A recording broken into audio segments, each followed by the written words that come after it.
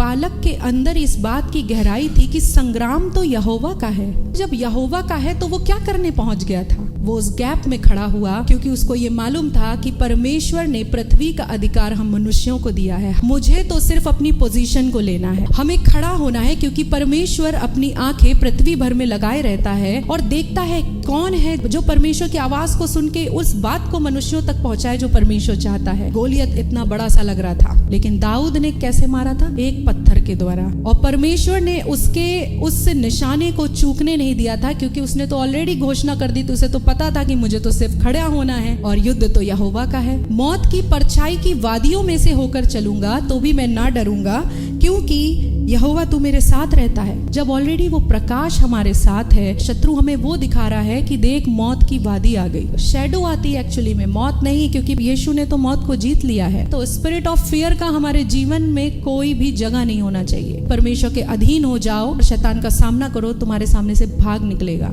आपके जीवन में ऐसा क्या युद्ध है? कोई बीमारी का युद्ध है, फाइनेंस का युद्ध है, अपने जीवन में किसी पाप को लेकर युद्ध है? परमेश्वर कह रहा है उसके अधीन हो जाओ, परमेश्वर के छाए हुए स्थान में बैठ जाओ। आज बहुत से लोग इसलिए सफर कर रहे हैं अपने जीवन में, निराशा में, बहुत से लोग नेगेटिविटी में, क्योंकि हमने द्वार खोल रखे हैं। नकारात्मक सुनेंगे, नकारात्मक देखेंगे, डर की बातें करेंगे, संसार में क्या हो रहा, अपने जीवन में उन द्वारों को बंद कर दो और उस चीज को देखना शुरू करो कि परमेश्वर क्या कहता है, परमेश्वर ने आपके लिए क्या रखा है। परमेश्वर ने तो विजय की बातें करी, परमेश्वर ने तो चंगाई की बातें करी। और जैसे ही आप अपने जीवन में इन द्वारों को खोलेंगे, सिर्फ परमेश्वर, उसका वचन और प्रार्थना और उपवास, जो परमेश्वर कह रहा है उसी द्वार को खोल के रखेंगे, तो मजाल है कि कोई शत्रु आपकी उस बाउंड्री के अंदर आ जाए। जब आप उसके संग बैठे रहेंगे ना, तो दाऊद के समान कोई भी गोलियत आपके जीवन में आए, आप उसकी परछाई से नहीं डरेंगे।